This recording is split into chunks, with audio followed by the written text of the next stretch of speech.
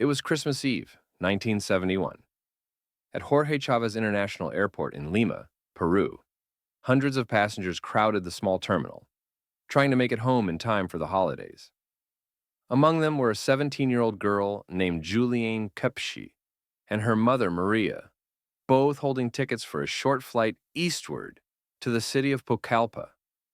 Their plane, Lanza Flight 508, a Lockheed L-188 Electra turboprop, was scheduled to take off at 11 a.m. It was supposed to be a quick one-hour journey over the Andes and into the Amazon basin. Nothing out of the ordinary. But behind that routine schedule lay a few unsettling facts. The airline, LANSA, already had a poor safety record.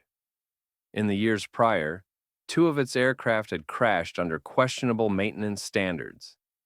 Julian's father, Hans Wilhelm Koepcke, had actually warned against taking this airline. He was a biologist stationed deep in the rainforest, running a remote research post called Penguana. But Julian's mother was eager to make it home in time for Christmas, and there were no other available flights. So, despite the warnings, they boarded. Julian sat next to her mother on the right side of the plane, about halfway down the cabin. She wore a light summer dress and glasses. The passengers around her were in good spirits, some talking, some napping, others staring out the window as the plane lifted off. At first, everything seemed normal. The view over the Andes was beautiful, snow-topped peaks under a vast blue sky. But as the aircraft approached the Amazon region, the sky began to darken. Thick, towering thunderclouds gathered ahead. Soon, the aircraft was swallowed by the storm. The turbulence became violent. Bags dropped from overhead compartments. Lightning flashed outside the windows. So close, it felt like it was touching the wings. Julianne remembered passengers starting to cry. Her mother, trying to stay calm, reached over and said softly, "Now it's all over." Seconds later, a blinding flash of white light filled the cabin. The plane had been struck by lightning. The right wing caught fire almost immediately. The aircraft began to tilt sharply. Screams filled the cabin as overhead luggage flew in every direction. Within seconds, the entire plane started breaking apart midair. Julian was still strapped in her seat when the fuselage tore open. She didn't feel herself being thrown, only a sudden roar of wind and the world turning upside down. Then, silence. She was falling, still buckled into her row of 3 seats, spinning through the open air, nearly 10,000 feet above the jungle. Julianne would later say she didn't scream. Everything felt distant and unreal, like she had stepped out of her own body. Below her, she could see the jungle canopy rushing up, an endless sea of green. She braced for impact, knowing it was impossible to survive. Moments later, she crashed through the treetops. The thick foliage broke her fall, just enough to spare her life. The seat she was strapped to likely acted as a parachute, slowing her descent before slamming into the jungle floor. Then, darkness. Julian awoke the next morning to an eerie quiet. She was still strapped to her seat, partially buried in the mud. Her body ached all over. Her right arm hung limp, dislocated. She had a broken collarbone, swollen eye, and several deep cuts. But she was alive. At first, she couldn't make sense of what had happened. There was no sign of the plane, just twisted bits of metal scattered through the undergrowth. She called out for her mother, over and over again, but heard nothing in return except insects and the distant cry of birds. Somehow she had survived a fall from the sky, but she was alone, 10,000 feet deep, in one of the most unforgiving environments on Earth, the Amazon rainforest. The air was thick with humidity. Mosquitoes swarmed instantly. Her head throbbed from a concussion. She had lost one shoe and her glasses were cracked. Julianne knew enough about the jungle to realize the danger she was in. It was filled with poisonous snakes, biting insects, and predators. But more than that, it was endless. People could walk for weeks and never see another human being. She had no supplies, no map, and no clear direction. But she remembered something her father once told her: if you're ever lost in the jungle, find water. Follow the streams. They'll lead you to civilization. Those words echoed in her head. So she began searching. After hours of stumbling through the undergrowth, Julian found a small creek. She dropped to her knees, cupped her hands, and drank. The water was muddy but cool. She decided to follow it downstream. The creek twisted and turned through the dense foliage, forcing her to wade through it for miles. The water made walking easier than hacking through the vegetation, but it came with its own dangers. Stingrays, piranhas, and caimans all lurked beneath the surface. Still, she pressed on. Every few minutes, she would stop and listen, hoping for voices or an engine or anything that sounded human. But there was only the constant hum of insects and the occasional rumble of thunder. When darkness fell, Juliane had no shelter. She curled up under thick leaves to protect herself from the rain. The sounds of the jungle grew louder at night: frogs, monkeys, and unseen creatures moving through the brush. She couldn't sleep. Every noise felt like a threat. By the second night, hunger began to set in. She hadn't eaten since boarding the plane. Then, while walking along the creek, she found a small section of wreckage. Nearby was a broken seat cushion, and inside its pocket, a few pieces of candy. That became her only food for the next several days. She rationed it carefully. One small piece a day, just enough to keep her strength. By the third day, Julian stumbled upon a larger section of wreckage. There were several passengers, still strapped to their seats, half buried in mud. She recognized a woman wearing her mother's dress. Heart pounding, she approached. But when she looked closer, she realized it wasn't her mother, just another passenger with similar clothing. That moment crushed her. She understood then that her mother was gone. Still, she whispered an apology to the woman, then turned and kept walking downstream. As the days passed, her wounds worsened. Her right arm became infected. She noticed small white worms crawling inside the gash, maggots. Her face was swollen from insect bites.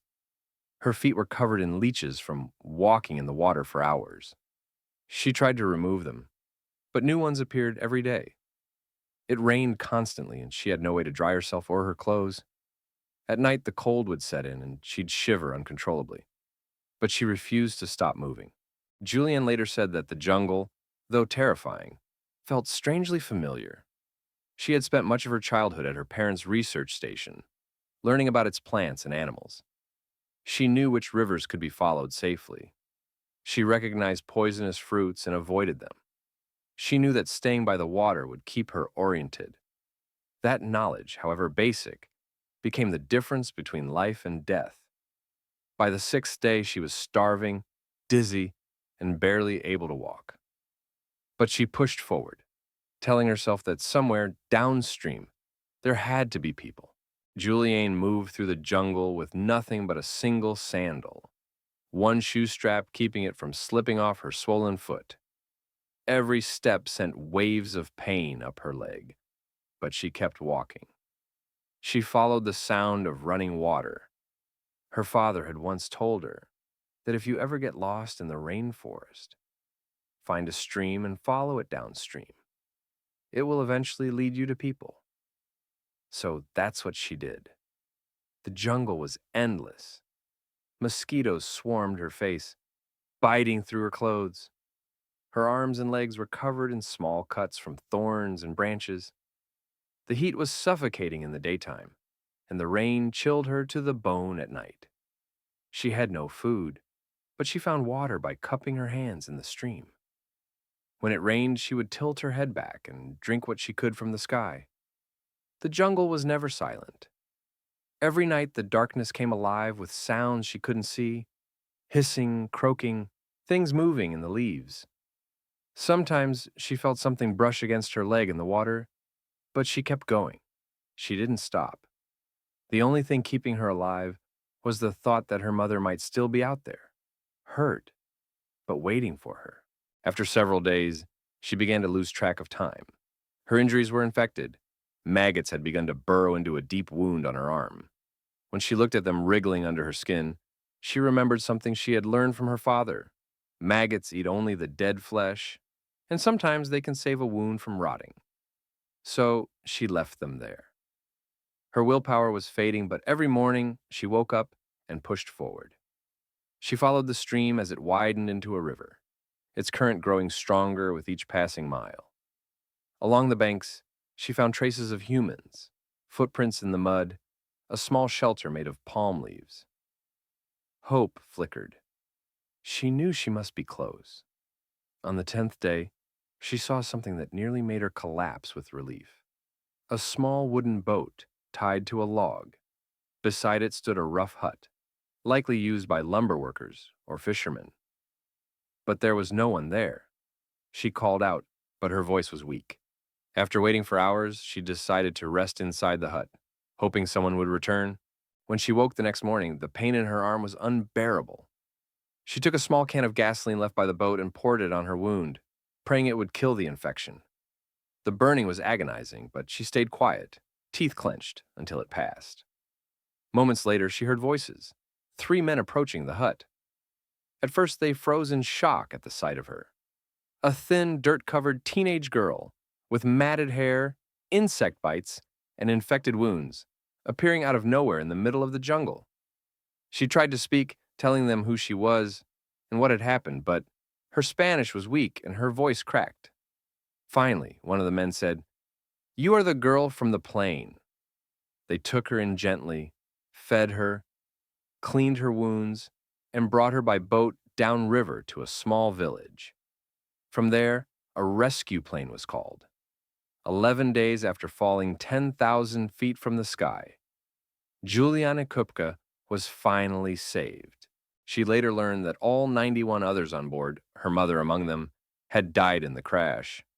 She was the sole survivor of Lanza Flight 508. Juliane eventually reunited with her father, who had feared the worst.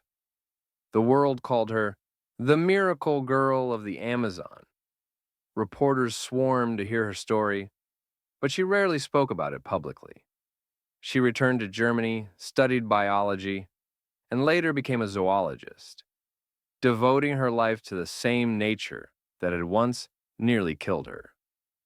Decades later, she revisited the crash site with filmmaker Werner Herzog, who had almost boarded the same doomed flight. In the documentary, she stood in the forest where her life had changed forever. Her voice was calm as she looked into the trees and said that the jungle, despite everything, still felt like home. Juliane Koepcke's survival wasn't luck. It was knowledge, resilience, and unshakable will. A 17-year-old girl who fell from the sky and walked through one of the most dangerous places on Earth and lived to tell the world about it. If you made it all the way to the end of this story, thank you. It helps the channel more than you know. If you'd like to hear more true survival stories like this one, please consider subscribing. It only takes a second, but it helps us keep these real stories alive. She later learned that all 91 others on board, her mother among them, had died in the crash. She was the sole survivor of Lanza Flight 508. Juliane eventually reunited with her father, who had feared the worst. The world called her the miracle girl of the Amazon. Reporters swarmed to hear her story, but she rarely spoke about it publicly. She returned to Germany, studied biology, and later became a zoologist, devoting her life to the same nature that had once nearly killed her. Decades later, she revisited the crash site with filmmaker Werner Herzog, who had almost boarded the same doomed flight. In the documentary, she stood in the forest where her life had changed forever. Her voice was calm as she looked into the trees and said that the jungle, despite everything, still felt like home.